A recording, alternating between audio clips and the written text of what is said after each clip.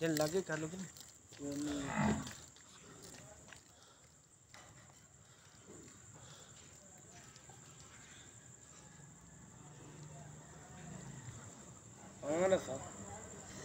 चलो जा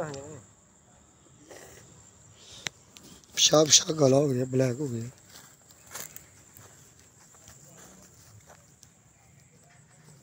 ये कोई खून है या मतलब आप लोग ऐसे रंग पेशाब का रंग ना बाबा जी बीमारी होंगी चिच्चड़ जड़ा होंदा ना जिस्म च खल दे ਉਹ ਅੰਦਰ ਡੰਗ ਮਾਰਦਾ ਅੰਦਰ ਜਿਸਮ ਦੇ ਡੰਗ ਮਾਰਨ ਤੋਂ ਬਾਅਦ ਖੂਨ ਤੇ ਪੈਰਾਸਾਈਟ ਜਿਹੜਾ ਨਾ ਹਮਲਾ ਕਰ ਦਿੰਦੇ ਰੈੱਡ ਬਲੱਡ ਸੈਲਸ ਜਿਹੜੇ ਨੇ ਟੁੱਟਣਾ ਸ਼ੁਰੂ ਹੋ ਜਾਂਦੇ ਨੇ ਜਿਹਦੀ ਵਜ੍ਹਾ ਤੋਂ ਕਰਕੇ ਫਿਰ ਪਿਸ਼ਾਬ ਨਾਲ ਖੂਨ ਆਉਣਾ ਸ਼ੁਰੂ ਹੋ ਜਾਂਦਾ। ਉਹ ਚਲੋ ਝੱਬੂ ਪਾਏ ਨਾ ਆ ਜਾ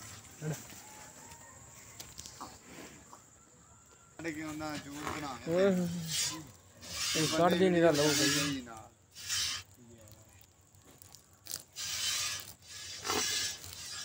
अगे तली कर पुत्र तली कर पेशाब भी तली कर बुक बना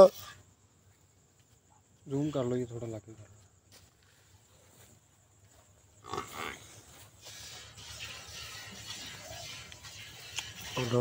मेरा ब्लड तो ब्लैक है पूरा टूट जी इंजेक्शन लगाओ ना स्टार्टर बना बन्नी पई गां